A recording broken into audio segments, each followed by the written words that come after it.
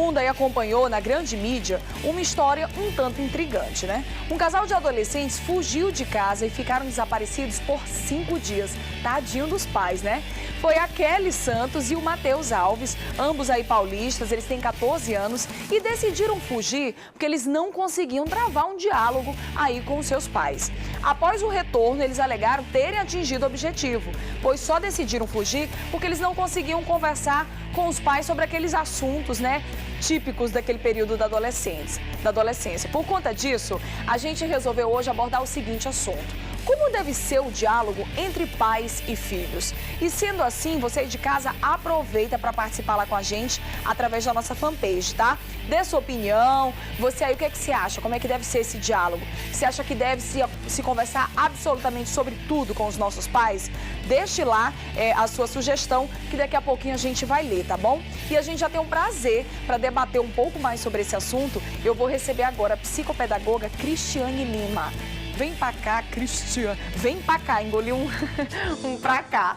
Tudo bom, Cristiane? Tudo bom. Seja bem-vinda. Prazer, boa tarde. Por favor, fique à vontade aqui mais uma vez na nossa casa. Cristiane, minha parceira, a gente chegou aqui super atrasada no programa de hoje.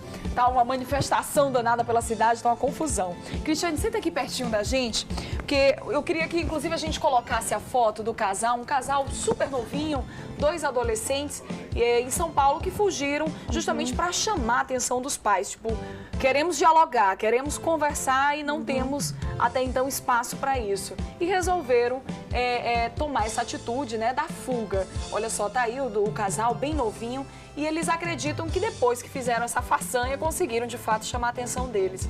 Isso é natural entre esse período da adolescência, Cristiane? Eles se rebelarem e de alguma forma querer chamar essa atenção dos pais?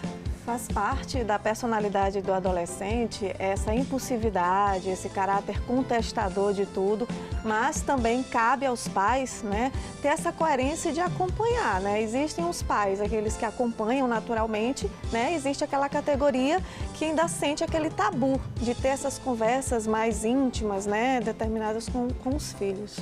É natural que quando o filho não acha esse espaço dentro da própria casa, ele busque outros recursos, amigos, internet, a própria escola, para tentar saciar as suas curiosidades e suas dúvidas? Natural, natural. Por isso, daí a importância do diálogo com os pais, né? É muito mais importante que os pais estejam próximos e acompanhem essa etapa tão decisiva do que deixar eles obterem informações que nem sempre são idôneas, né?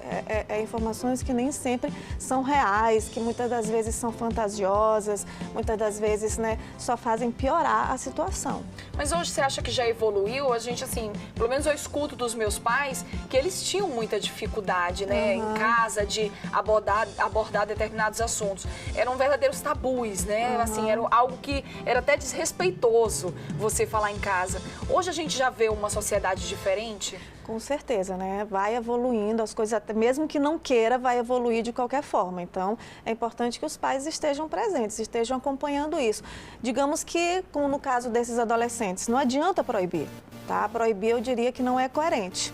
Tá? Porque proibir é como se estivesse estimulando eles a transgredirem, né, essa determinação. Então, é muito mais importante conversar, sentar, para que tenha que acontecer, se no caso for um relacionamento mais íntimo, que seja da forma mais tranquila possível e que seja uma forma segura. É muito mais importante dessa forma que, de repente, acontecer uma gravidez não planejada, alguma coisa que, se tiver que acontecer, vão fazer escondido de qualquer forma. Então, aquela educação que ela é muito restritiva, que você só dá o não e você não entra um pouco no assunto de dialogar e entender a posição do outro, ela não tende a ser saudável, né? Não, tem que ter um diálogo e é importante sim, um diálogo que se imponha limites e regras, tá? Você quer sair com o namorado, vamos voltar a tal hora, tem que estar em casa, vai dormir com o namorado, onde? Né? Ah, pode dormir em casa, não pode? Ah, não pode ser todo dia, vamos determinar um dia que pode ser feito. Então, não é liberar totalmente, afinal de contas são adolescentes, estão numa fase de formação, né? de caráter, de personalidade, então é importante que isso seja feito com limites e com regras. Agora, Cristiane, você falou num assunto que eu acho que é tabu para muitas casas. Por exemplo, a gente está vendo aí o casal, os dois novinhos, 14 anos, já queriam, né, enfim, já viver esse amor e foi uma forma que eles tiveram de chamar a atenção para que abrisse a discussão desse assunto. Em casa, tem muitos pais que ainda não querem, por exemplo, nem dialogar sobre a questão da sexualidade, né, dos jovens e muito menos permitir essa entrada de um namorado ou de uma namorada, ou às vezes se faz, o filho pode levar a namorada, mas a filha, consequentemente, não pode levar o namorado. Como fazer para que isso possa ser um jogo saudável entre os filhos e que possa ser igualitário, né? Que não tem essas desproporções entre irmãos. Na verdade, você tocou um ponto interessante, essa questão dos sexos, né? O homem é tratado de uma forma e a mulher de outra. Digamos que é como se o homem tivesse direito de experimentar e a mulher não. Porque o homem pode experimentar ou não, quer dizer que um ímã determina o caráter da mulher, a personalidade daquela mulher. A partir do momento, exatamente, mulher, né? A partir do momento em que o ímã é rompido, ela deixa de ser a pessoa que ela era antes, né? Porque o homem pode experimentar e a mulher não. É importante realmente que exista esses direitos iguais, que isso esteja muito claro dentro da família, né? Ou deixa ou não deixa, mas que isso seja na base do diálogo, da informação, né? De uma opção de ambas as partes, não uma imposição, porque tudo que é imposto gera uma revolta, gera uma contestação. Aí hoje em dia eles não aceitam, né? Olha, se hoje minha filha tão pequenininha, de 7 anos de idade, se eu falo assim, não, ela, por que não? Por que não? Mas por que não na resposta? Não é resposta. Então, assim, quer entender e fundamentado em que você está dizendo aquela resposta. Muitas das vezes o tabu dentro de casa, o sexo em si, ele já começa a ser tratado de uma forma diferenciada a partir do momento que os pais começam a colocar apelidos nas partes do corpo, né? Você, por exemplo, você chama braço de braço, perna de perna, mas as partes íntimas começam a dar apelidos, né? Quer dizer, já começa a ser tratado de uma forma diferente, como se aquilo fosse feio, né? Eu não posso chamar isso aqui de vagina, não posso dar esse nome porque é feio. Então, a partir daí já começa a criar um tabu, né? E assim vai evoluindo. Assim vai gerando o preconceito, né? Um conceito formado antes mesmo de você. Exatamente, de entender, antes da criança entender o que é sexo e tudo mais, ela já começa a entender que aquelas partes são proibidas, não posso chamar nenhum nome, aquilo é feio. Então, isso já começa muito, né, na infância mesmo, na idade mais... Olha só, inclusive, já que a gente levantou esse tema sobre o tabu, nós fomos às ruas para saber justamente das pessoas como foi esse momento de criação, né? Hoje a gente vê que modernizou-se a educação, algumas famílias já conseguem ter um diálogo mais saudável, né? Mais natural entre os filhos, mas nem sempre foi assim. E a gente foi às ruas justamente para saber como é que foi esse momento da educação das pessoas, dentre vários assuntos que são vivenciados pelos adolescentes. Quer ver? Confere aí. Teve algum assunto que na adolescência, na infância, o senhor não tratava com os seus filhos? Olha, em questão da sexualidade, no início foi difícil, mas depois de algum tempo, no mundo que a gente vive hoje, né, no dia a dia, a gente aprende a conviver tanto com os filhos, que em determinado momento eles sabem mais do que nós, né, que na nossa época era um tabu, era difícil nossos pais falar sobre esse assunto conosco, mas já no mundo que a gente vive hoje, nos tempos que a gente vive, é muito importante, desde cedo, os pais tratar com os seus filhos, até para que eles possam se defender mais na frente.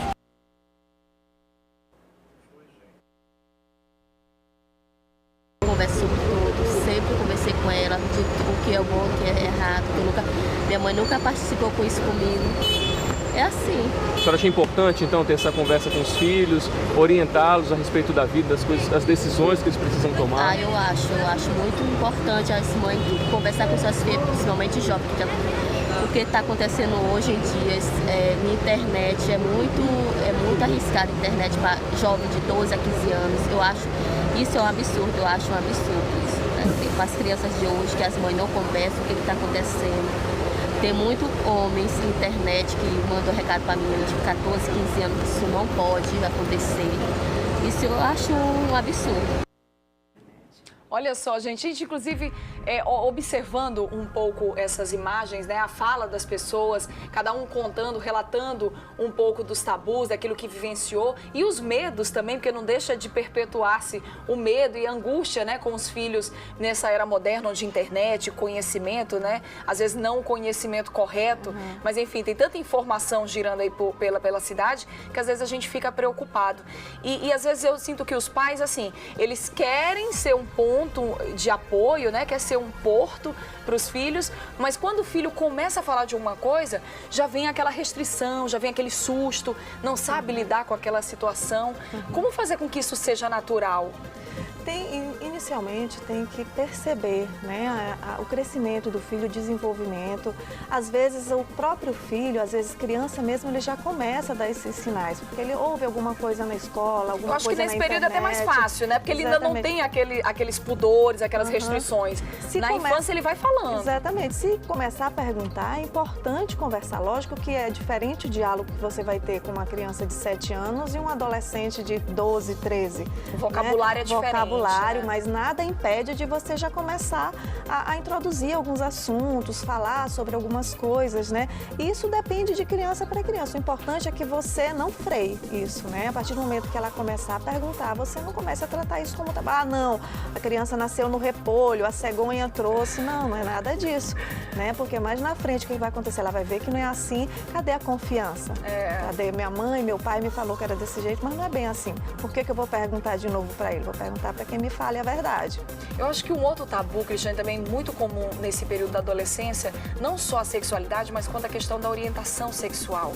E isso é confuso. Eu imagino que até para os pais também é muito delicado você entrar nesse diálogo e você até ouvir determinados relatos, onde hoje a gente já vê que meninos acabam gostando e se envolvendo com meninos, meninas também. A TV já mostra isso de uma forma muito aberta, então esses adolescentes acabam se identificando, né, dentro desse contexto da TV. Como fazer com que o pai tenha essa confiança do filho e como lidar de você ouvir de repente algo que não é o esperado?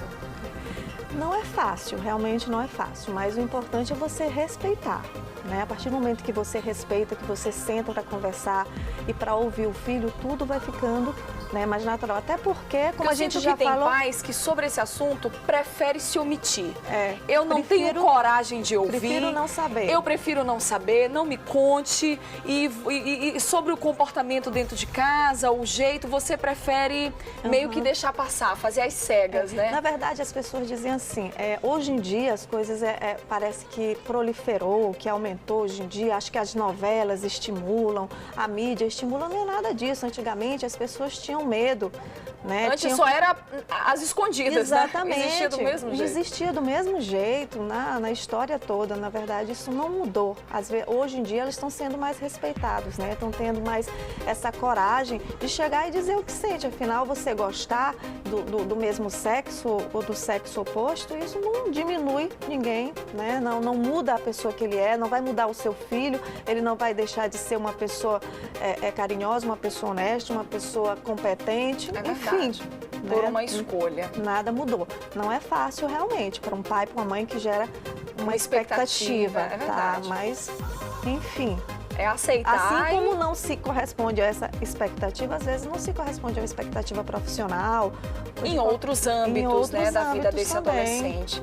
Olha, gente, esse é um assunto que rende muito, a gente adora discutir sempre. Vamos fazer o seguinte, você fica aqui com a gente, Cristiane, que a gente vai para um intervalo super rápido, inclusive queremos te ouvir. Você tem alguma dificuldade? Tem algum assunto aí na sua casa que é meio complicado de se entrar? A gente hoje vai abrir espaço para que você possa dividir isso junto com a gente e segura a onda que eu chego aí e volta já já.